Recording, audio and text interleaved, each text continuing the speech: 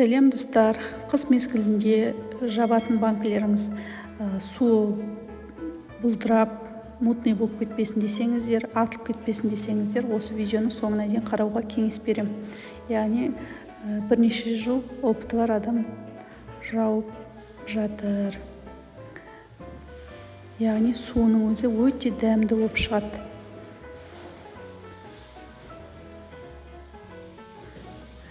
Енді көріп отырғандарыңыздай, бұл жерде көкөністің барлығын тазалап, жуып, дайындап аламыз да, ары қарай жұмысқа кірісеміз. Көріп отырғандарыңыздай, тәтті бұрыш, ащы бұрыш, чеснок, қияр, помидор, осының барлығы банкіге салынады. Көріп отырғандарыңыздай, таза банкіге укроп, жапырақ, хрен бәрін салып алдық. Одан кейін бір тәтті бұрыштан салып шығамыз. Тәтті бұрыштың үстіне көріп отырғандарыңыздай қияр саламыз. Қияр, бұл жерде біз қияр мен помидорды араластырып дайын деп жатырмыз. Көріп отырғандарыңыздай бірінші қияр, оның үстіне помидорды салып жатырмыз. Барлығын нығыздап тұрып саламыз, сосын осылай қайнаған су құямыз. Бұл суды қазір біз төгіп тастаймыз. Сондықтан тұз іштен салынған жоқ. Осылай банкіге жауып қоямыз да, жаңа қайнаған суымызды төгіп тастадық. Енді үстіне бір ас қасықтан тұз салып шығамыз.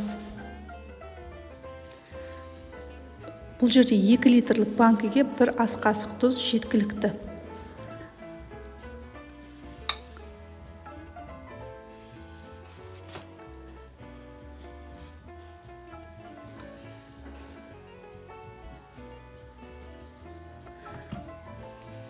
Енді көріп отырғандарыңыздай, дәл осылай тұзды салып болдық.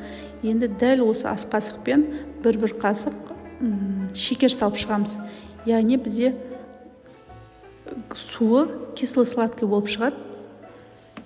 Өте дәмді болады, бұлдырамайды, ең бастысы атылмайды банкілеріңіз. 1 жыл жарымға дейін сақтауға мүмкіндік болады. Дәл осы видеодағыдай қылып жасасаңыздар, егерде банкілеріңіз идеальный болып шығады. Енді көріп отырғандарыңыздай, шекердің артынан бір ас қасық уксус құйып шығамыз.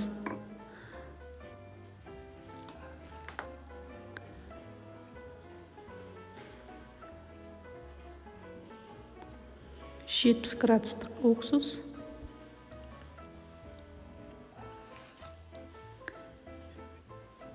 Енді көріп отырғандарыңыздай, оның үстіне қайнаған су құямыз. Яғни толтырып, иығына дейін келтіріп құямыз. Құйып, үстіне қақпақтарын жауып отырасыздар. Барлығын осылай дайындап алғаннан кейін барып бұрауға көшеміз.